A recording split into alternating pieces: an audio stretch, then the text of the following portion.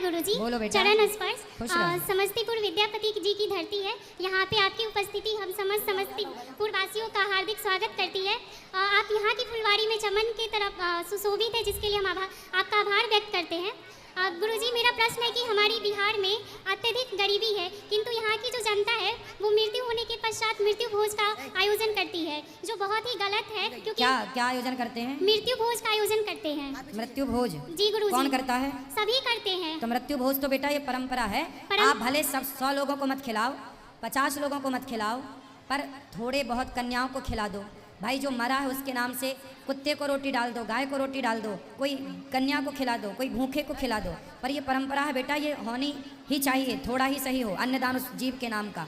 गुरुजी, वो तो ठीक है कि परंपरा है तो हम उसका निर्वहन करेंगे, किंतु जो सामाजिक तकमे में है, जिनका 2 रोटी का भोजन भी वो नहीं सम्मिलित कर पाते हैं, किंतु वो कर्ज लेकर के ये भोज का आयोजन करते हैं। कर्ज लेके तो बिल्कुल नहीं करना चाहिए। जितना है बेटा, 5 लोगों को, गरीब दीन दुखियों को भोजन करा दो। 5 लोगों में कितना खर्चा आएगा? हम नहीं कहते कि बड़ा करो, नहीं, उन पे सामाजिक दबाव होता है कि उनको करना ही है। नहीं, कर्जा लेके तो नहीं करना चाहिए, कर्जा लेके तो नहीं करना चाहिए, पर थोड़ा बहुत ही सही, टूटा फूटा जितनी क्षमता है उतना करना भी चाहिए। तो गुरुजी, मेरा आपसे ये प्रश्न है कि आप जब अपनी कथा करें तो उनको ये कहें कि आप लोग अपनी जितनी आपकी आमदनी है उसी के अनुसार यह कार्य करें, उसे अत्यधिक ना करें। बोलता हूँ बेटा, ये सारे विषय कथा में मैं बोलता हूँ।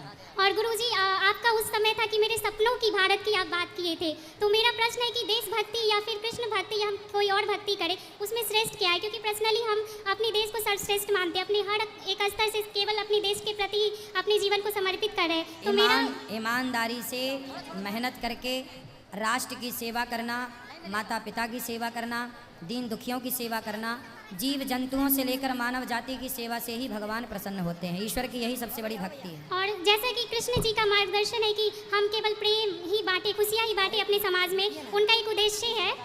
तो मतलब हम ये कहते हैं कि सभी कथा वाचन श्रवण करते हैं, सुनते हैं, लेकिन उसका अपने व्यवहार में उसका पालन नहीं करते। तो यदि हम व्यवहार में पालन ही नहीं कर रहे हैं तो फिर कथा का श्रवण करके ही रह जाना कहाँ तक उचित है? क्या हमारी भक्ति सफल होगी?